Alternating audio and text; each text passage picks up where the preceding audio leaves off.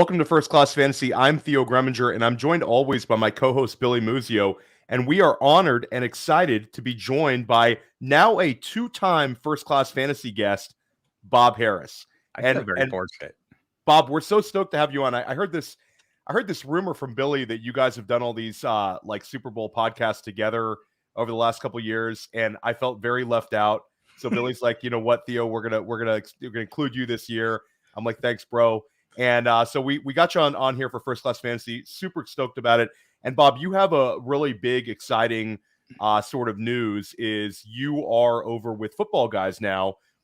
People are so used to consuming your content other places, but has anything changed? Is it going to be pretty much the same MO for you this year? And anything different you're doing over at Football Guys? It'll be fairly similar. I'll be doing plenty of columns, maybe a little less, news updating than what I did at Football Diehards, And by the way, just moving on from there is just horrible circumstances with Emil Kadlik dealing with a cancer diagnosis and just needing to step back. So horrible circumstance, but couldn't be a better landing spot. Been friends with Joe Bryant and that whole crew since the mid 90s. So it seemed like a natural landing spot, and they'll probably, give me a little bit of free reign to do the kind of things I like. And I'm looking forward to that. Lots of video, lots of audio, and I'll continue on with the radio show. Kind of the Football Diehards on Sirius has become a brand unto itself. So me and Dempsey will continue harassing listeners as normal. So expect more of the same and expect an invite, Theo, because man, Billy's on all the time, right? Like Billy's like a regular. Billy's like way up there, and I'm thinking, man, and I haven't had Theo on. I'm starting to feel a little bad about it. I know. Not him. Love to. I go on with Alan Soslowski and like Jim Coventry and the RotoWire guys a lot. So I would love to. Anytime you need me, Bob, I'm there. But, we usually start out by asking a guest a question here on First Class Fantasy. We like to keep it, polite and gracious for your time and everything. But I got to ask my co-host something. We look over, if you're watching this on YouTube, Billy Muzio is from NorCal. He's a San Francisco 49ers fan for life.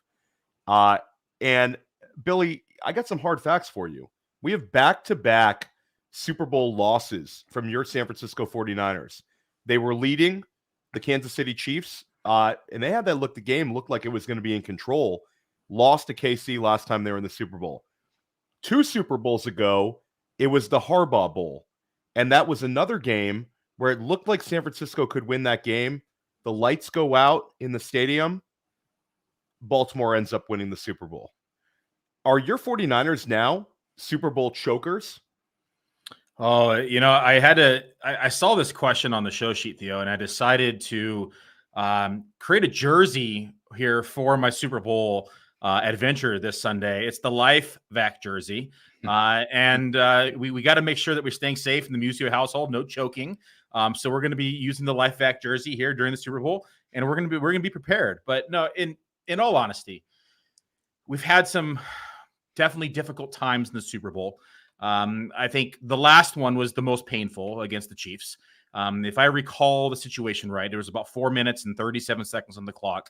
We were up 2 scores, and all we needed to do was run the ball. And Shanahan, of course, got cute and decided to throw the ball 3 straight times, and they were all incomplete passes. And that gave the Chiefs a lot of time. So I would like to hope that Shanahan has learned his lesson with clock management. He seems to be doing better this year than he has in years past, where he continues to throw the ball and try to run up the score and get cute, where I think that all you have to do sometimes is stick to the basics, especially in some of the biggest games of the year, and control the time, control the clock, control the game. And so I think that's what it's going to take for Shanahan to kind of overcome this kind of stain on his reputation when it comes to big games, is making sure that he's making the right calls when it matters the most. And Bob, anything to add on that one? Any takeaways that you can take from the previous Kansas City, San Francisco Super Bowl game? I'm not going to take too much from that, but I am going to take away something from the fact that Kansas City has most recently been in it, and more of the players are familiar with the circumstances and kind of the things you go through in a Super Bowl week, the demands on your time and the distractions and all those things. I think that matters a little bit. It's such a big stage, and hopefully the Niners get. So I picked the Niners going into the playoffs, so I have a little bit of a stake in this, and I would like to see them fare well. So So I do hope they can get past some of the issues they've had in the past with that. And look, if it's a learning experience, Shanahan has learned some hard lessons, and I'm sure he'll be out to right those wrongs in this game. And guys, not even on the show sheet, but we would be remiss if we didn't talk about the AFC and NFC championship games. Billy, was there anything you learned from the Kansas City Baltimore game? I know that game certainly surprised me a little bit. Was it so much of a Kansas City ripping that game and winning it, or was it a little bit of Baltimore kind of leaving a lot to be desired, the play calling, just their own performance? What was your takeaway from that game? Well, I believe Kansas City probably played some of their best football. I think Baltimore played some of their worst.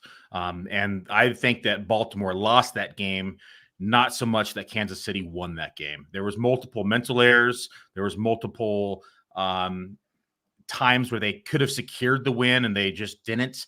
You know, we had the goal line fumble. We had the drop passes. We had the penalty after the huge Zay Flowers catch. And so there was multiple instances where Baltimore handed away the game. Kansas City's been playing with more intensity throughout the playoffs than we've seen throughout the season, and statistically have had two of their best games in the season.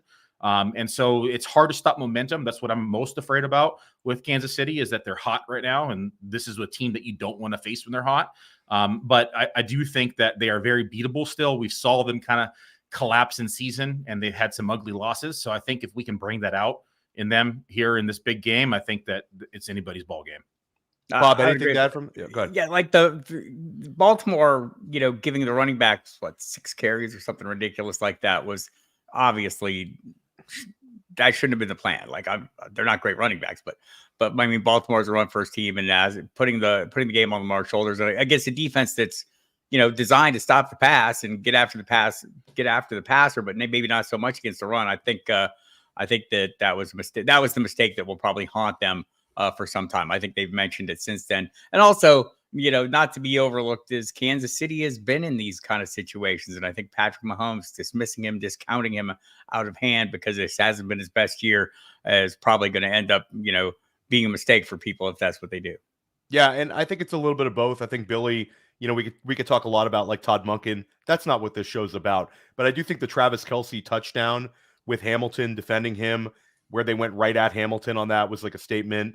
Yeah. So a little bit of Baltimore losing it, leaving a lot to be desired. The Zay Flowers fumble was about as painful a play for a franchise. That's like one in Baltimore Ravens franchise history. That'll be like one of the more painful things to watch, and an opportunity to go to a Super Bowl. But start with you, Bob. San Francisco, Detroit. That game did not exactly go how we thought it would. The script was different than we thought, but it turned out to be an extremely exciting game. Detroit gets off to an incredible start, and then San Francisco makes this immense comeback. Really, Brock Purdy, the second half was just spectacular. I think he was, and most notable as a runner, right? Which, tucking it in and making some huge plays at critical times. I think the big takeaway, though, from the 2 recent playoff games is the defense knows it's on notice, right? I mean, they're acknowledging that it was lackadaisical and there was, the effort wasn't what it needed to be. I don't think we'll see that in this game. I'm pretty sure they'll get that corrected. And if they do, I think I feel a little more comfortable about this outcome than maybe I otherwise would. I mean, I just have maybe a little case of the Mahomes jitters, but I do think the 2 games, having to come back and come from behind, especially last week, was, in a huge deficit, is obviously going to, is going to be serve them well, I think, heading into this game. What was the decibel levels like in the Muzio household during the comeback, Billy? Were you forced down to like your office in the basement to watch by yourself, or was the enthusiasm shared by the whole house? No, so the kids had to put earmuffs on and go into the playroom as Dad was throwing F-bombs out of joy, of course, and maybe some despair in the beginning of the game. But there was a lot of excitement in the house. My wife is also a Niners fan, so she was all about the game and the comeback. She actually went downstairs at halftime to work out because she was like, "This game's over." She had no faith, and then she comes back up to fill her water bottle and saw the score and like stopped her workout and stayed for the rest of the game. And she's like, "Can you rewind it?" I'm like, "Absolutely not. No, we are not rewinding this and not going live." So a lot of excitement in the household. It was a bit daunting because the Niners have just played with this lack of energy and almost looked unprepared the last couple games. And Theo, we've talked about this off air, and a part of it to me is like, that's why I don't really like a bye in week 1 sometimes. So you could argue about it because they sat him in week 18.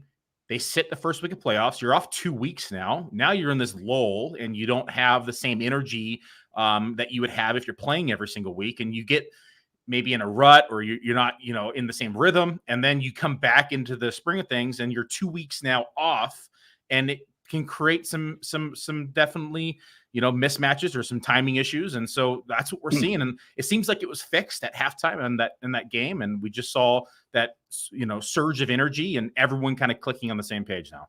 No, it was a fantastic game.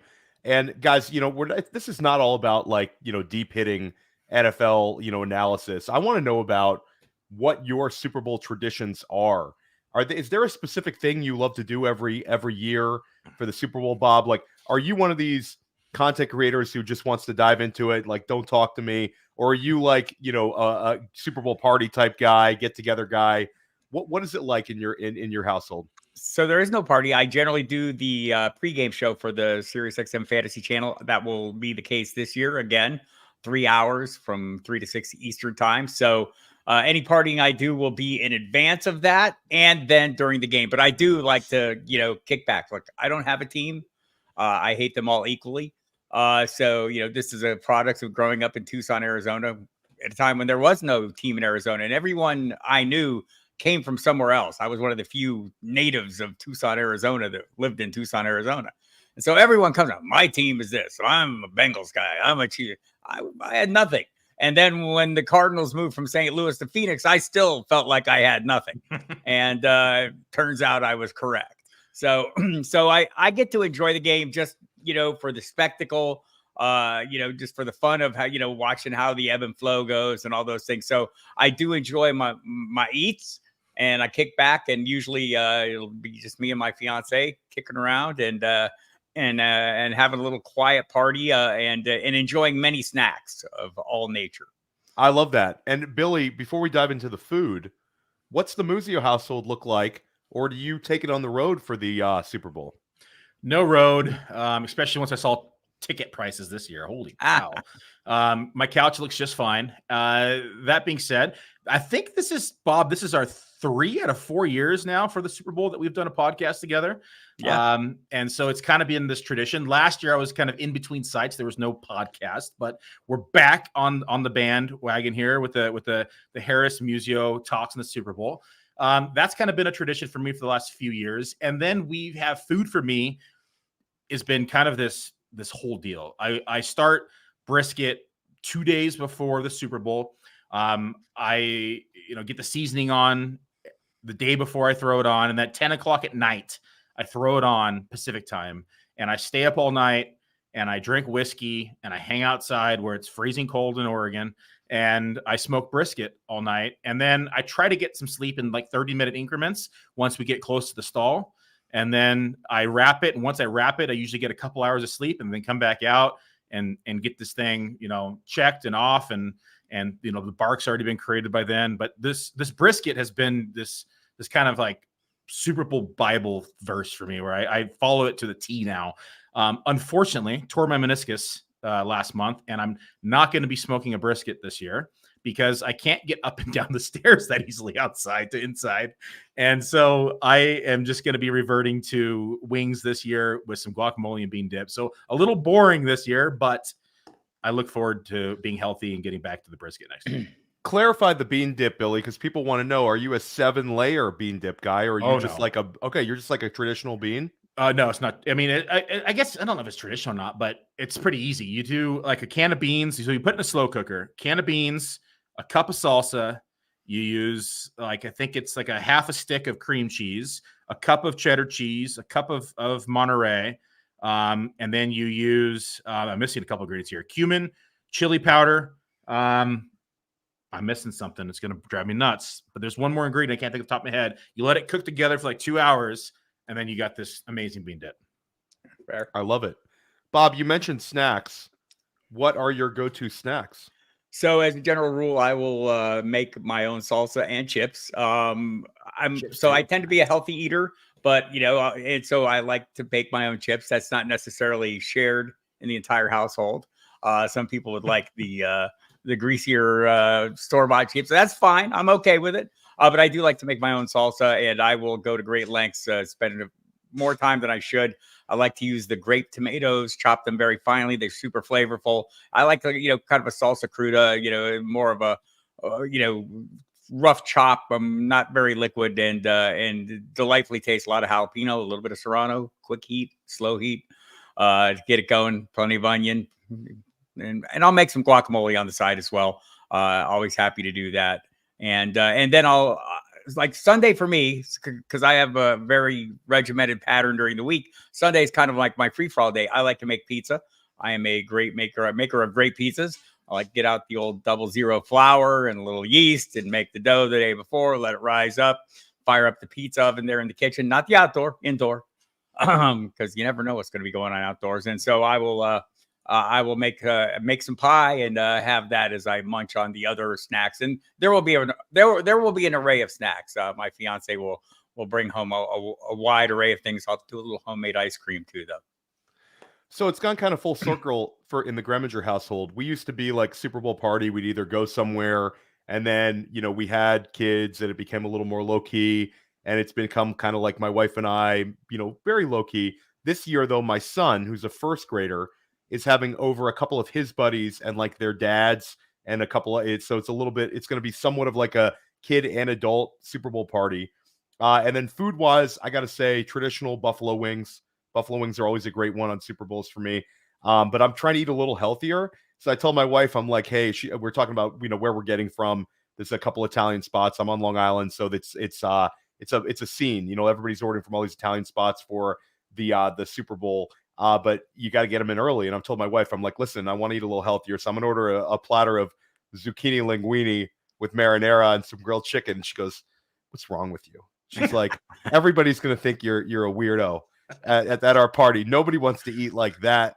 So now, she really, really pushed me back on that one, Billy. But we'll have a full spread, some pizza, some wings, and then a couple of healthy options. I slid in the zucchini linguine, so that'll be a lot of fun. I was 7 years of just plant-based eating. I went back as you get older, you need a little more protein. So I went back to the meats about a year ago. But prior to that, it was like 7 years of plant-based, and so many Super Bowls were spent with things just like you outlined there.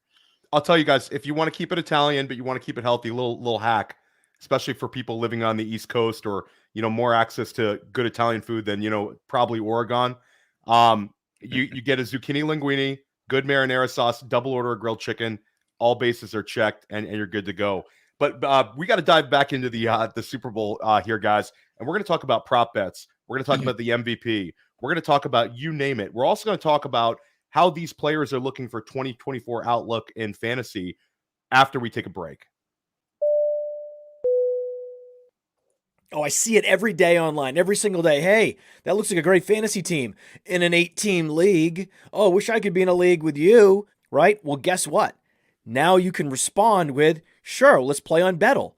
That's the beauty of this platform. This new Bettle platform standardizes all position scoring. So you just load your team and you challenge your friend, your colleague, Twitter troll, and you can browse other teams and issue challenges. Bettle is revolutionizing fantasy football. And with code UNDERWORLD, you get a $100 instant deposit match plus a free $10. So even if you deposit $20, you get $50. Think about that. So go to Bettle.com. The code is UNDERWORLD. Bettle.com. The code is UNDERWORLD. Or click a link in the description. It's fun to be right.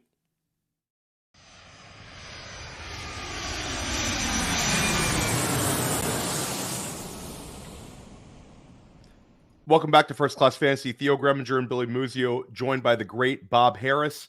Guys, it's funny because the traditional NFL fan or your buddy who just loves Super Bowls, they really enjoy the Super Bowl for what it is. It's like a closed down thing. It's a single game. They sit back and relax.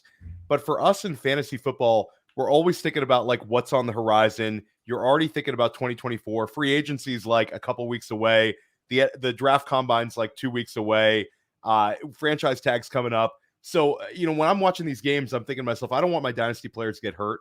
And is this going to affect my underdog drafts? I have a bunch of slow ones going on now. So I thought we could go around the horn here. Billy Muzio, start with you. Christian McCaffrey, is he the surefire 101 in PPR leagues next year? I think you'll see him selected 101 probably 80% of the time, but I think you can still make a real argument for CeeDee Lamb if you were wide receiver heavy drafter or 3 wide receiver start leagues. But I think Christian McCaffrey will probably be the consensus 101, but real arguments can be made for CD. Anyone you want to stand for, Bob? For who's your 102? So I like Lamb as well. And maybe we gain a little clarity on the Minnesota quarterback situation. That could, move Justin Jefferson back up if we get some, if Kirk Cousins returns, I'm probably going to go back to Jefferson at the top of the ranks. But I do, as things stand now, I have CeeDee Lamb at number 1 among wide receivers. Christian McCaffrey, though, is locked in for me. If I get, last year, I felt like and I did have, if I had, there were 6 players that I could reasonably make an argument for as the 101. And I spread it out, then that was a reaction to the year before as Jonathan Taylor all in Palooza.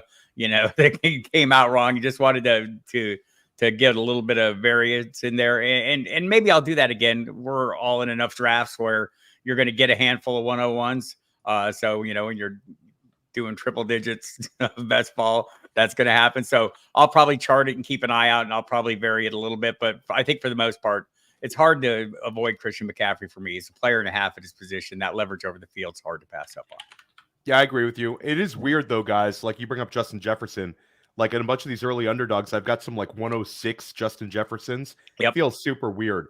Billy, start with you on this one. Brandon Aiyuk or Deebo Samuel? Who should be drafted as the wide receiver 1 on San Francisco next year? And which one do you prefer? I'm going to say most people are going to say Aiyuk. I still lean Deebo. I like the ceiling play, and I like to see the explosiveness on a week-to-week basis from Deebo Samuel. You see weeks where Deebo puts up 40 points, and it's like it happened in the playoffs this year, right? In fantasy playoffs, where it's less likely for Aiyuk to put up that type of score for me. So I'm chasing a ceiling outcome. I'm chasing the 1%. And I'm going to go for Deebo Samuel. Week-to-week consistency, the answer is probably Aiyuk, but I'm going to shoot for the ceiling. I think that's, fair assessment. I always look at it like, who's my first wide receiver? Is it a big hit or miss play? Do I need to even the field out? And normally those leavening agents you look at like Keenan Allen or those, those steady guys. I think, Aiyuk's moving that territory. I think the right answer for me is going to be the cheaper one. That's going to be Brandon Aiyuk more. So I'll have way more shares of him by the time things are all said and done than I have of Deebo. But I do agree with what Billy says. I think Deebo gives you those super high games. So say you start out with a guy that you feel really comfortable with, a really solid, weekly production, and you want to take a chance on a higher variance play. I think Deebo's your guy as your second wide receiver early if you're drafting receiver. Yeah, those guys, you could make a case for both. And I think both's a fine answer. Walk away from your drafts with one of the two of them. You're going to get some really, really big fantasy production. Fantastic players. Gun to head, I'm Brandon Aiyuk. I just love Aiyuk. I'm kind of a sucker for Aiyuk. And I do think he's got more expected target volume than Deebo. And I constantly worry about a 28-year-old Deebo. As soon as, he starts breaking down those hits, they add up. Constant nagging injuries. I don't have as much of a worry with Aiyuk, about 2 years younger. How about Rashee Rice, guys? Rashee Rice is been one of the second half of the season stars among this rookie class. He's gone in fuego in early underdog drafts. Where do you predict he'll be drafted? What round in a PPR league, Billy, next year? Oh, man. Is 2-3 turn too spicy? Because I feel like that's where we're headed. Yeah, I was going to say 2-3 turn. I see scenarios where it's going to be pick 24, pick 23, maybe fall into mid round 3 on drafts. It's going to be a player who's going to fluctuate a bit. And it's probably going to go early at times, later at times. But I say 2-3 is probably going to be the average. I think that's fair. I was just checking back at the most recent drafts I've seen him go as late as 311. I feel like that is probably still maybe earlier than I'm going to be spending on him. There are probably other players I like better in that price range. And some of it, for right now, I feel pretty good about him. But there's going to be moves. And I don't know if the Chiefs are great. Brett Veach is great at drafting some things, apparently. Quarterbacks, running backs in the 7th round. Wide receivers have not been a strength, Rice notwithstanding. So if they dip into the draft, it'll be interesting to see how it plays out. If they land a big piece of free agency, I think a lot of people dial back. And if the price drops, my interest will increase. Yeah, I think that's a really interesting one. We talked about Mike Evans, like a big domino to fall, but I think there's also a chance that they just sign a moderately priced free agent, and then they draft somebody at the end of the 1st round or dip back in the 2nd round, and Rice kind of like is a value for early drafters. So a little bit of risk taking him early, but I mean, he certainly seems to have chemistry with Mahomes, and you're starting to see him make big, impactful fantasy scores. Okay, how about this one, guys? Should Isaiah Pacheco be drafted as like RB10? Because that's the price on Underdog right now. Bob, start with you on that. The fan of me says yes. I love watching him play. I love the way he runs. If he's going to continue getting that kind of volume, that's the question for me. And I'm going to be focused on volume this year. As the NFL becomes, at least as I sit here and before I've processed and crunched all the numbers, the volatility is off the charts. And how can I mitigate that the risk that comes from that volatility is with guys with certain volume. I think he looks to me to be one of those guys, barring any unforeseen changes. The one possible change, though, that's always going to be there is they get another receiver and the passing game goes back to something, to the leading piece of this. And, Travis Kelce's back and I'm like, well, we can talk about how Kelce, what we thought about, his season. I know it was a disappointment in general, but maybe it wasn't Kelce and it was still pretty damn good. And I think there's still some meat on that bone there for him. So I do think I like Pacheco. I think 10's right around where you're going to see him go. Running back 10, which maybe puts him around the turn there or close to it at the 2-3 turn, depending on who you're drafting with. So I'll probably have some shares of him if I'm going receiver heavy early and he makes it into the 3rd round. Billy. It's too rich for me. A lot of his success, in my opinion, although I like his energy and how hard he runs, but a lot of his success has been volume driven. And Clyde Edwards-Helaire is now unrestricted free agent in 2024. Jerick McKinnon is probably not going to be re-signed. So they're more than likely going to address the position either in free agency or in the draft. So I think we're paying peak prices right now, because if they were to sign a name like Derrick Henry, or they were to sign, an older back that is nearing the tail end of his career that's going to eat into that volume, then we're talking about RB 20, 24, 25 range maybe. And so I think this is probably peak drafting time for Pacheco, and I think it's only going to come down. So Billy, I'm wish casting Henry to Baltimore, so I wish you would not harsh my vibe there with all this him to anywhere else talk. I'm with you, Bob. I think Derrick Henry is a Baltimore Raven. Should be. I think like the Baltimore, Philadelphia, Dallas. If Derrick Henry leaves, it's gonna be one of these offenses where he's gonna fall in the end zone like 15 times. It's gonna be awesome. We're all gonna be shocked when Harbaugh puts in the bid, the other Harbaugh in Los Angeles to fuel his run first offense. Oh man, that would be a nice spot too. But guys, I think Pacheco, it's like we see the year 2 backs that all took a huge leap forward in fantasy production. We've seen a huge correction in their ADPs, and like James Cook, Rachaad White, Isaiah Pacheco, all 3 of those guys have just steamed up. And I think Pacheco's the one that I think I would bet against, just because the other 2 have cleaner profiles. And I think like we're talking about a 7th round pick. It would be so easy for Kansas City to end up with like a David Montgomery type that just ends up there chasing a ring, and all of a sudden Pacheco has capped volume in terms of his rushing attempts. And also, Billy, he caught the ball very well this year. I don't think that was the intention. I think you hit the nail on the head. McKinnon was banged up this year, which inflated Pacheco's use as a receiver. I think it all dials back a little bit next year and it becomes like a purgatory player at ADP. But Bob brings up Travis Kelce. Is Travis Kelce playing football next year, Billy? I don't know. He's got a pretty sweet gig going on right now. He can fly on private jets down to Taylor Swift concerts and hang out. It'd be kind of hard to want to come back to football life if that was the alternative here. I think he's got another run in him. If they win, may alter the scenario. If they lose, I could see him coming back again next year. But I'd say 65% returning next year, 35% no.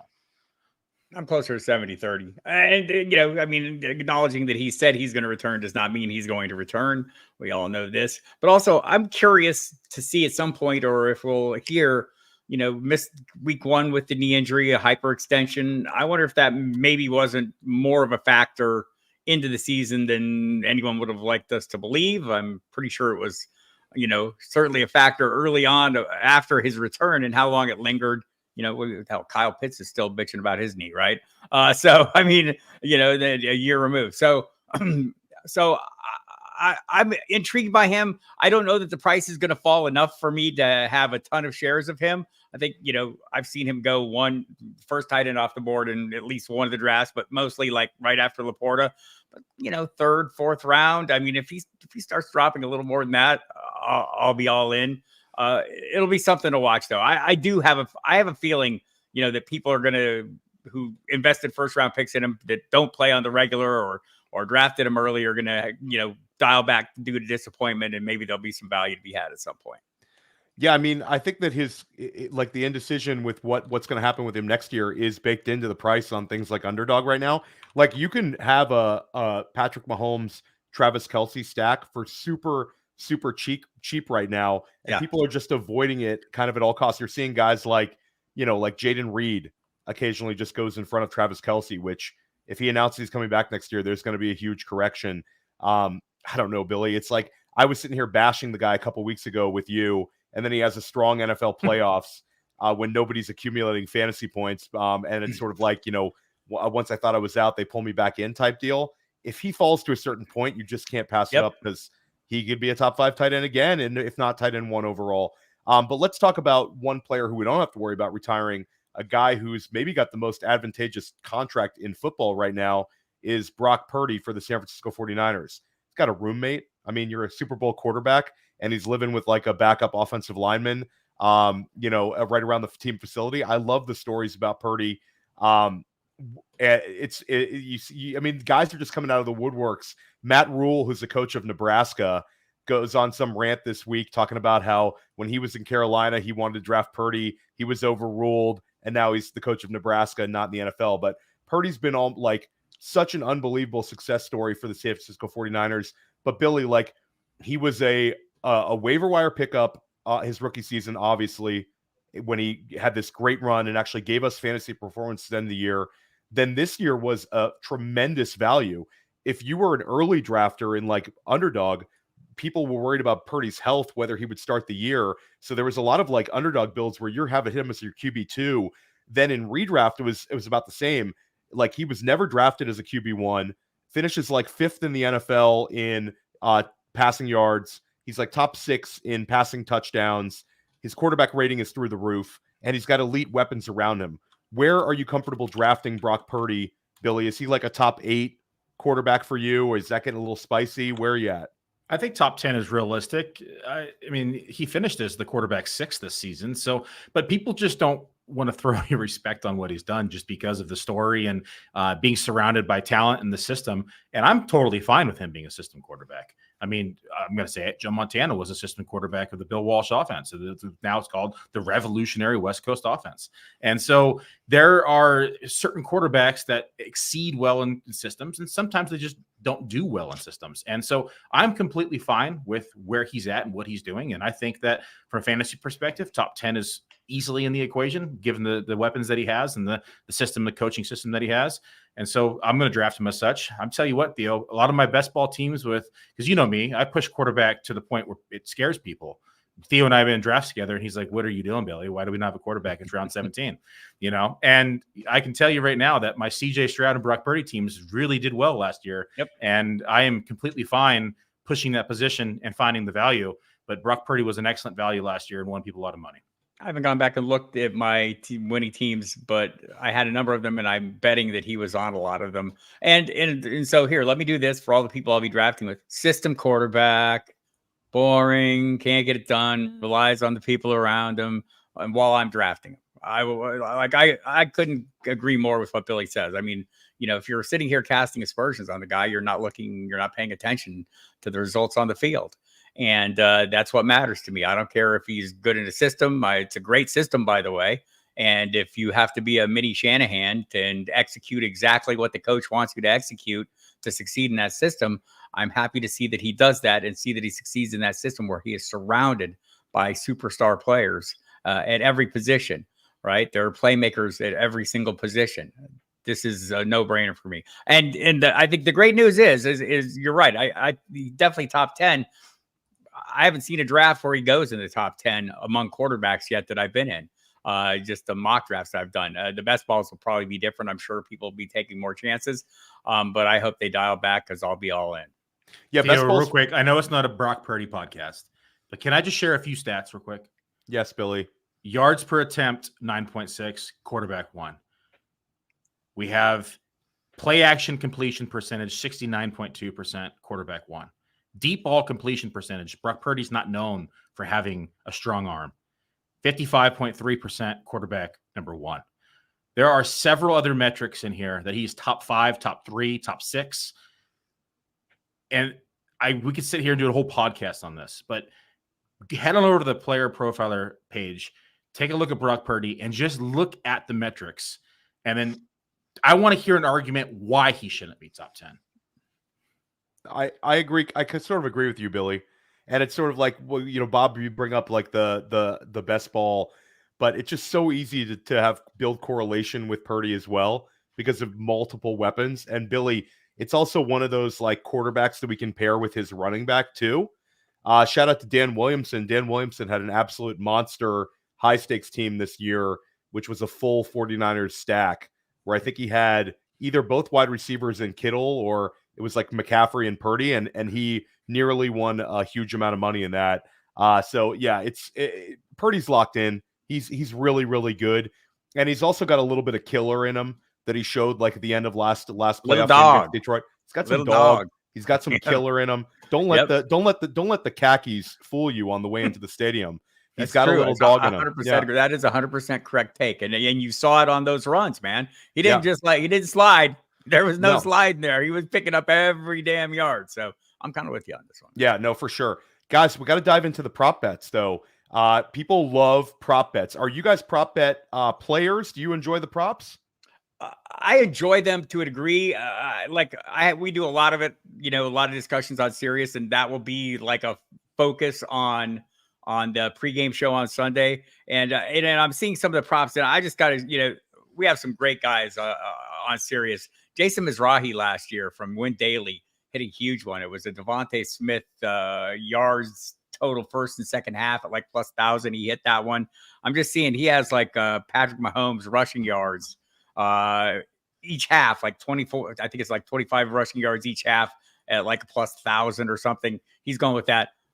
I'm suddenly interested. But I do like some of those. I mean, you can cobble together all kinds of zaniness. So I do like the, that ability to go in and kind of do a really precise thing that maybe you believe in. There's something there for everybody. If there's going to be something you believe in, and I'm all about that.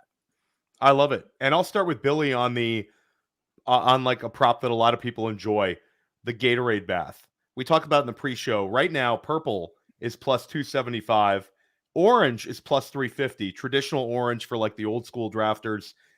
Red and pink, you get the combo for plus 350. And then no Gatorade bath is plus 160. Billy, do you find value in any of those Gatorade props? I like the 2-for-1, pink and red. I'll take my chances. I love that. I love that one too. How about you, Bob? I like the purple, man. I'm going, that was last year's winner. I'll stick with that and do it regardless of the team. By the way, it's plus 2,400 for Mahomes, 25 yards each half. That's good. I like the one. And you guys are going to dive into the case for each team, but Billy's 49ers, chasing him out of the pocket and him just taking the easy 6-7 yard rush multiple times. You're hitting that. I kind of like that one. Mahomes tends to run a little bit more in big games too. Back to the props, guys.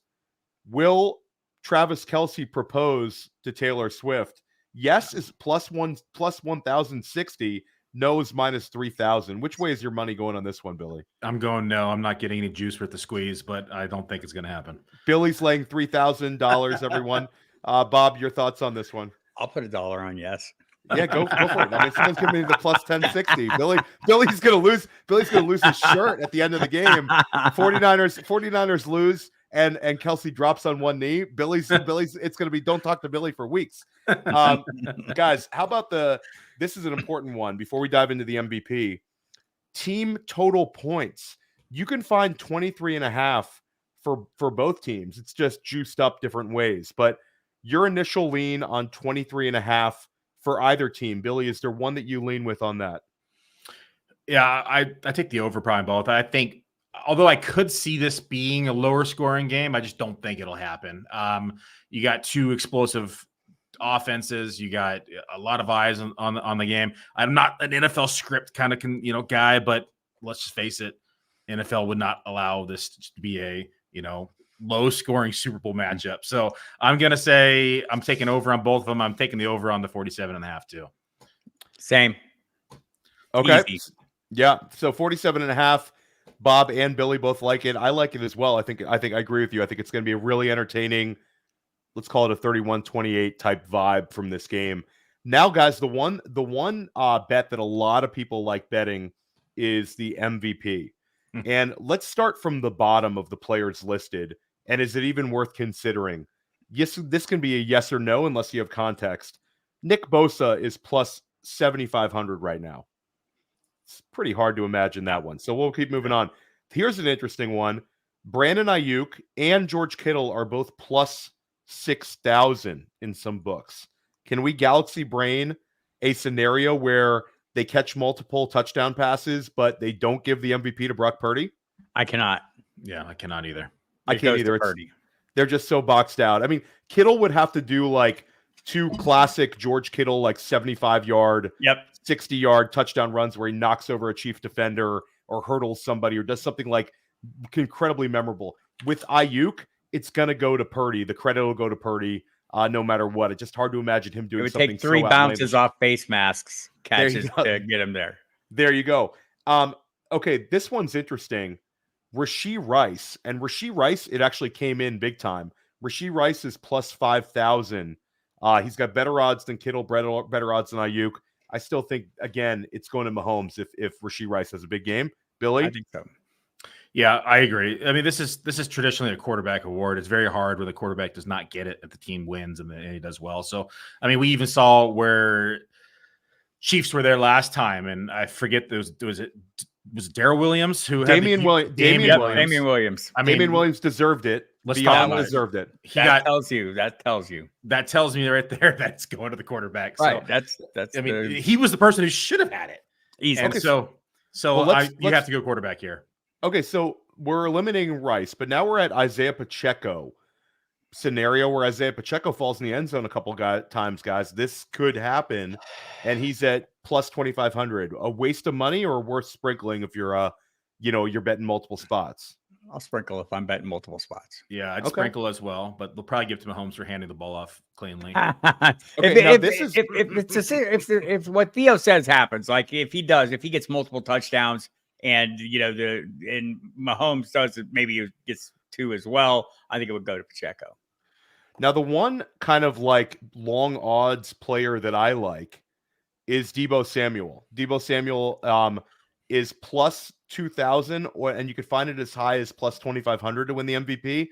But there's just something about Deebo with his versatility, Billy, where he could get a rushing touchdown and a receiving touchdown. Or a return in a big game. That's the one, like, I could ignore everybody below, but I would sprinkle a little bit of Deebo action. You want to talk me off that one, Bob, or are you on that one? No, too? I'm on that one as well. I mean, I think we've hit the territory where I can tell a happy story about any of these guys. There's one really deep that I think we need to discuss, Theo. I don't know if it was on your sheet or not. MVS? It's worth throwing at least $10 on it. It's Sam Darnold for MVP, because what happens if Brock Purdy gets hurt early in the game, and then Sam Darnold comes in, they win the Super Bowl, let's say he throws for 2 or 3 touchdowns, all of a sudden he could potentially be the MVP of the game. Now, it's a long shot, but it's plus 20,000 odds. Worth the sprinkle for $10? Billy, I don't know if brisket's the only thing being smoked at the Muzio household. You could basically take your $10 and you set it on fire betting on Sam Darnold, guys. And, that's when you get the Christian McCaffrey or the Deebo Samuel MVP. Is they're not going to give it to Darnold. No shot at all. Christian McCaffrey, though, plus guys. 20,000, Theo. Plus 20,000. Anytime somebody offers you plus 20 grand, you got to put like a dollar. Like I'm on a it, guys. plus money slave. I will dive into that. Even I'm not going that far. Billy's diving in the weeds on that one. Okay, so Deebo, we all kind of think is interesting. Travis Kelce, if you believe in the conspiracy theories, and this is a Taylor Swift type Super Bowl, Travis Kelce at only 12-1. And guys, I would like love to check this historically. I'm not going to check it though, but this has to be one of the lower odds for a tight end to win. Like Gronk had to have been getting 12-1 in a couple of those Super Bowls, something like that. But it was always like Brady juiced up. I got to say 12-1 for a tight end seems like that's really, really low. Thoughts on either of you guys? I like it. I've seen him like on the board at plus 1,700. I think that's like, I'll take some of that. The chat is joining Billy on the Sam Darnold bet. Shout out to Jonas Whale. There we go. I'm saying it's worth a shot, man. $10 pays out. Well, I mean, I buy lottery tickets too, so I guess it is. Exactly. That's right. Probably better odds in the lottery. Okay, so guys, Christian McCaffrey, it's actually come in. It's down to like only like 4-1 or 4.5-1 plus 450 for Christian McCaffrey to win the Super Bowl MVP. This one could be like the anti Brock Purdy one. If the 49ers win running away, like this is a really enticing one. Billy, want to make the case for McCaffrey? Yeah, I think McCaffrey's probably the best positional player outside of the two quarterbacks that has the best bet of becoming MVP. We saw the season he had. It probably is going to get offensive player of the year. This is one of those things. It's kind of an attaboy also if they win. And here's Super Bowl MVP. Billy is correct. Okay, so we all like McCaffrey a little bit. And then you got the quarterbacks. Brock Purdy at plus 230, and Mahomes is down. Mahomes was like closer in. He was like plus 125. Now it's like plus 150 in a lot of spots. Do either one of those kind of jump at you? I mean, Mahomes is like, if the guy wins another Super Bowl, they'll find a way to give it to him kind of deal. Yeah, I mean, I feel like there's, like I think Kelce's in the running there. McCaffrey is on the other side. I think those are the two positional players that would limit them. But they love giving them to quarterbacks. I mean, it's worth throwing a few bucks down on each of them. Okay, guys. Now we're getting down to the nitty gritty. Bob and Billy, you're going to answer the same thing. How does Kansas City win the Super Bowl? First of all, they don't. But no. Second, it's Patrick Mahomes. This is like a high school debate question, Bob. Right. You have to argue both sides. Right. It's Patrick Mahomes. I mean, to me, Patrick Mahomes and Travis Kelce, there'll be some sprinkling of other big plays. I think MVS, they need one of those Baltimore-like, big plays from him at the right time. But if they win this game, look, in defense will be a factor too. And Steve Spagnuolo did a great job against Baltimore, even though I feel like he got some help from Baltimore's play calling. And I don't think he'll get that from San Francisco. But if he comes up with a scheme similar and can keep Purdy in check, I think that you could see a strong defensive battle and Pat Mahomes leading the way. Billy, how do your 49ers lose to the Kansas City Chiefs? What's the game plan if you're Andy Reid and Matt Nagy and Spagnuolo? They'll lose if they can't get pressure on the quarterback, because we've seen them get diced up in the secondary by teams that get time to throw. The game that sticks out most to me this year was Kirk Cousins before he got hurt in that game against the Vikings, and they weren't able to get any pressure on Kirk Cousins. He just sat back and diced up the secondary. And so the Niners secondary is the biggest weakness. They kind of hide it with the stout front that they have, and by getting pressure on the quarterback. And if they aren't able to do that, kind of scared to see what Mahomes do to our secondary. Okay. Bob, how does San Francisco beat Kansas City? Christian McCaffrey being Christian McCaffrey. I mean, that's to me the run defense. I mean, it's not a horrible run defense, but they're built more to get after the passer and stop the pass. I think McCaffrey having a big game, and big game is like kind of meeting what the expectations are. Hitting is 100 rushing yards, 40 receiving yards, 30, 40 receiving yards, and a touchdown and a half would be perfectly suitable to me. Billy, how do your 49ers win? Well, it starts with getting to the quarterback, but we just touched base on that. The second part is going to be quick releases from Brock Purdy and getting a lot of slants, getting a bunch of screens. We're going to need to get creative and get the ball out quickly. We saw him struggle in the beginning of the last 2 games against Green Bay and against Detroit when he was holding onto the ball and having to scramble for his life. So I think that the game plan, or at least it should be, is to get some quick slants across the middle, get some screens, get some play action, and to really get that defense to bite. And if they get the pressure on Purdy, him making some plays like we saw against Detroit, those plays were huge difference makers. As much as the bounce off the face mask was a huge difference maker, those runs were greatest in particular. So I don't take that away from Purdy. I think if they get the rush on him, and they will, if he can make some plays like that, that'll work in his favor. Who is the fantasy MVP? Forget about who wins the Super Bowl MVP. Which player, if this was week 14 and these two teams are playing and we remove the Super Bowl from the title of this game, which player is going to have the most impactful fantasy football performance? Start with you, Billy. It's going to be Christian McCaffrey. I mean, the guy is just a machine. If he's not, the Niners are losing as well. And so I think we're going to have to get the run going early. We're going to have to take the ball out of the Chiefs' hands and manage the clock. So I think Christian McCaffrey's MVP on fantasy. Second that. And I'm going to third that too. I think McCaffrey's going to go for 25 plus fantasy points, maybe 30. And that kind of leads us into a segue here, guys. Who is your Super Bowl MVP? Start with our guest, Bob Harris. I'm going to go with McCaffrey. Real life MVP? Real life Super Bowl MVP. Brock Purdy, the GOAT. I'm going to go with McCaffrey as well. McCaffrey, guys, plus 450. That's the bet. That's the Super Bowl MVP bet that you want to make. They're going to find a way to take it away from Purdy, Billy, and give it to McCaffrey. And I can hear me out, Theo. Hear me out. The NFL needs a new Tom Brady. They got to start this new era, this new storyline, this script, this David and Goliath, the underdog taking on Patrick Mahomes. It's going to start this whole era of the underdog now. So I'm going with the script here, Theo. You can't be David in the David Goliath story when you're passing to Deebo Samuel, Brandon Aiyuk, George Kittle, and you have Christian McCaffrey next to you, and that defensive front and that offensive line. No, you can't frame that. Tom Brady, a little different, guys. Okay, here we go, guys. We're down to the nitty gritty here. Who is your Super Bowl? Let's say the final score of the game and who wins the Super Bowl? Bob Harris. 31-24 San Francisco. Ooh, that's a good one too. I'm going to say 27-24. I'm going to say 33-24 San Francisco. Christian McCaffrey MVP. And that's all she wrote. Bob Harris, this was really, really fun. Let everybody know where they can find your work.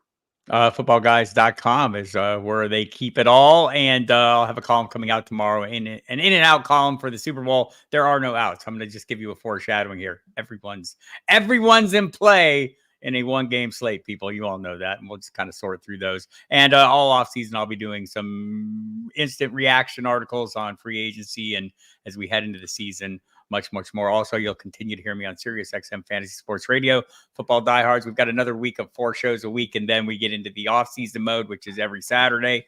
So be prepared for that until we hit draft time, and then it gets busy again.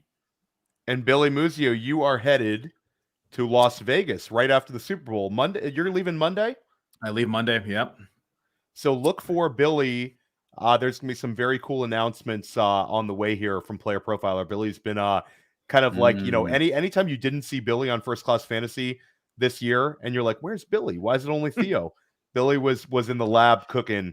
And we have some very cool announcements on the way. So Billy, next time you're on First Class Fantasy, you're going to have a chance to really talk about it. But I'm excited for that. And we also have another big announcement on Sunday for a new show coming on Player Profiler as well. The First Class Fantasy audience is the first to hear about that one. So we're doing a lot of really cool things here at Player Profiler. Check out Dynasty Life. If you're a Dynasty player, it's my Dynasty podcast. I had Bob's colleague from Football Guys, Jeff Bell, on this week. I've had, a lot of the big Dynasty follows and some of the sharpest Dynasty minds kind of on Dynasty Life. Press coverage, First Class Fantasy. We got you covered all offseason long. It's been a real pleasure this year for us here at First Class Fantasy. and we hope you have an amazing Super Bowl weekend.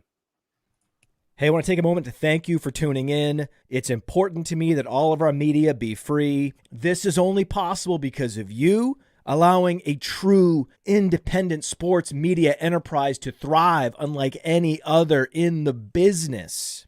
So please subscribe to the All In Package to continue to make all of this possible, to ensure that all of our stats, information, data, content is available to you, especially you, the people that get the site and get the show.